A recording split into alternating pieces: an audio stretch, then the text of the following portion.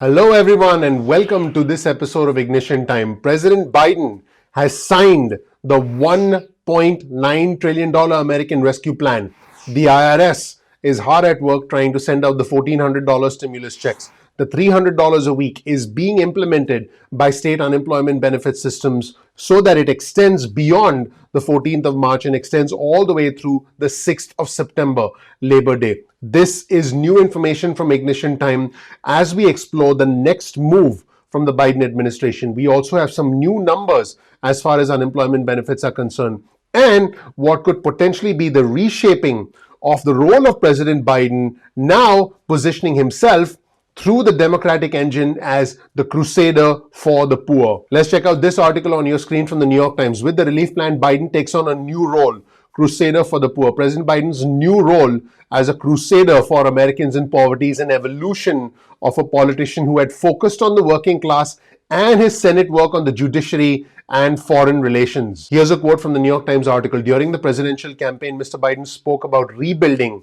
the backbone of the nation. Here's another quote from President Biden back in 2019 when he was campaigning for the Democratic nomination. Ending poverty won't just be an aspiration, but a way to build a new economy. And Democrats are going to use this again to position the president as a crusader for the poor. Here's another article on your screen, this time from the Washington Post. Democrats' messaging shifts as they pass the Biden stimulus from economic crisis rescue to poverty relief. Democrats hail the legislation as the furthest reaching social welfare bill since the Great Depression, topping even the Affordable Care Act. The House Ways and Means Committee Chairman Richard O'Neill, who's a Democrat from Massachusetts, said this: "I don't know that I will ever cast a more important vote. We are not creating a narrative talking about changing lives. We are going to do it with legislation." Here's a quote from Congressman Ro Khanna from California. He called the bill an ideological revolution on behalf of justice. Here's a quote from the House Budget Chairman John Yarmouth. He said, "We're about to pass one of the most consequential pieces of legislation in modern history." This is before it was passed in the House. "It's nothing short of a miracle that we have gotten to this point." Now, I want to be clear. The Republicans don't agree with any of this. The Senate Minority Leader, Mitch McConnell, the House Minority Leader, Kevin McCarthy, Rick Scott, the senator from Florida, and all of the Republicans simply don't like the American Rescue Plan. They've called it a blue state bailout. They've called it a liberal wish list. They've called it a radical progressive agenda. I have done other videos on our channel talking about what their opinion is, but in this video, I wanted to focus on what the Democratic Party is doing as they try to reshape the image of their party using President Biden as the leader, as the figurehead of the new movement, the Crusaders for Poverty. And that is what the Democrats are positioning themselves as going into 2022, going into 2024. In fact, I believe this $1.9 trillion American Rescue Plan is a sign of things to come. The Wall Street Journal actually referred to this as a Democratic steamroller. Speaking of Democratic steamroller, the Democrats are not done on minimum wage, even though the $15 an hour minimum wage did not make it past the Senate. Here's a tweet on your screen from Jake Sherman over at Punchbowl News. And Jake points out what Speaker Pelosi pointed out in a new press conference. You'll see this image on your screen. Let's actually focus on this image. Speaker Pelosi is basically saying, hey, over the next 5 years, we'll be raising minimum wage gradually. So you can see the Democrats are not giving up on this. They are going to have another go at it at some point in time in the near future. And as all of this is happening, the Democrats are trying to focus on and are trying to emphasize their achievements. Here's a tweet on your screen from President Biden. Checks are on the way. In fact, let's take a look at a short clip from President Biden's Twitter feed. Let's roll the tape.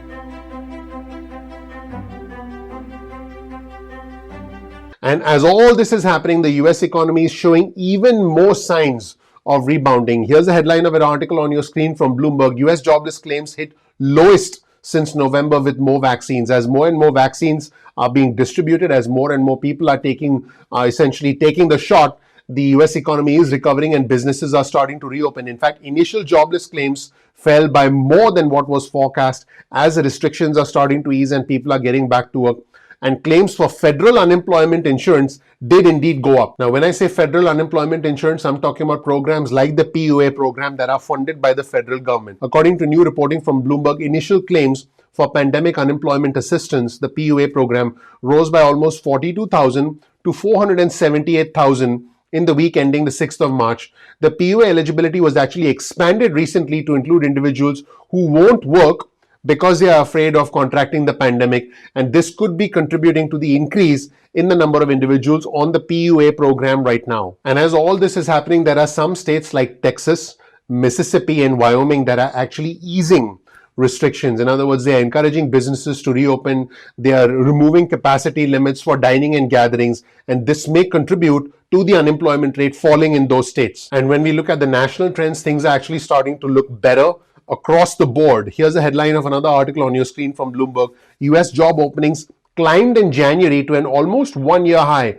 Vacancies rise to the highest level since before the pandemic. Construction, manufacturing, and healthcare jobs are now starting to open up. As always, we'll provide you with a link to all of our resources in the description section below. So make sure you check out these incredible articles. Speaking of incredible, here's a tweet on your screen from Pete Muntian, who's a CNN correspondent covering aviation and transportation. Pete writes that American Airlines just told 13,000 of their workers who had received notices of furloughs starting in April, you can tear them up.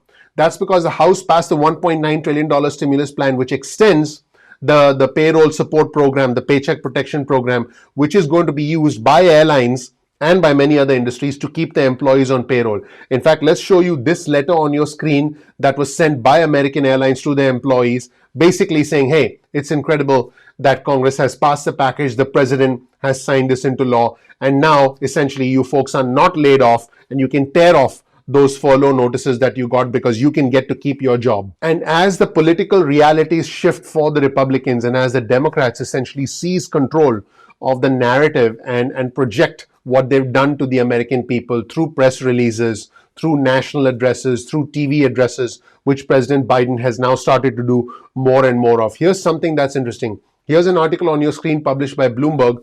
Biden's $4 trillion industrial policy, we're talking about the infrastructure plan, the Build Back Better agenda. It faces bigger hurdles than just politics. The price tag for the infrastructure plan, which is projected to be $3 trillion or more, could be too high for some Republicans. But whether it's economically necessary is something that Bloomberg is actually questioning in this article. Now, one individual who thinks that spending on infrastructure is absolutely necessary, and by the way, I'm one of those individuals. One such individual is Jonathan Gruber, who's an MIT economist, and he laid out essentially a prescription for a government-led push to reinvigorate the economy in his book, Jumpstarting America. Here's what he said. In too many vital industries, we're just not at the top of the game anymore. And he said, at the end of the day, if you are worried about competing with China, it is not tariffs that's the answer. It is out-inventing them. Now, what this economist is doing is essentially taking a shot, if you will, at former President Trump, who focused on tariffs. But basically, what this economist is saying, we need to out-invent them. We need to be able to get more innovative. We need to use our ingenuity as Americans, and we need to stay one step ahead of the curve as opposed to just taxing them, because the belief is at the end of the day, they're going to try and rip things off. So we need to be one step ahead of them, and we need to continue to out-innovate other countries, including China. And finally, in what can best be described as a warning from the conservative establishment, here's the headline of an article on your screen from the Wall Street Journal. The progressive Democratic Steamroller. The $1.9 trillion stimulus bill is only a taste of what's coming. This article, everyone, presents a cautionary tale as far as the Wall Street Journal is concerned about what's happening in the country right now. I'm going to quote one section of the article. Politics is never static, and perhaps this momentum will ebb as Democrats lose the false cover of pandemic relief for their agenda. But it's no exaggeration to say the country is facing the most confident left-wing majority since 1965. This isn't what President Biden promised, but it is what we are getting. There's a major warning right there. Let me know what you think in the comment section below about the new push from the Biden administration that President Biden and by extension the Democratic Party is, I quote, a crusader for the poor. So my question for you is, do you think President Biden is, quote, a crusader for the poor? Let me know what you think about the trends as far as employment is concerned. Let me know what you think about essentially employment starting to come back now as the number of initial claims for unemployment benefits is reducing. And finally, let me know what you think about the concerns about the next infrastructure package, whether there can be bipartisan support for it or whether President Biden should go it alone. And finally, what you think about concerns about the left-wing agenda as outlined by the Wall Street Journal. Thank you so much for watching. I really appreciate you. It might look easy, all of this effort me and my team put in on a consistent basis, but I can assure you behind the scenes it's not. All I ask of you, because you're consuming this content for free, is please click the like button, please subscribe, please enable notifications. That's the only thing I ask for on our channel. Please do that. It'll just take a second of your time and it really helps out the YouTube algorithm. Thank you so much for watching. I appreciate you. I'm looking forward to seeing you in the next episode of Ignition Time. Take care. Bye.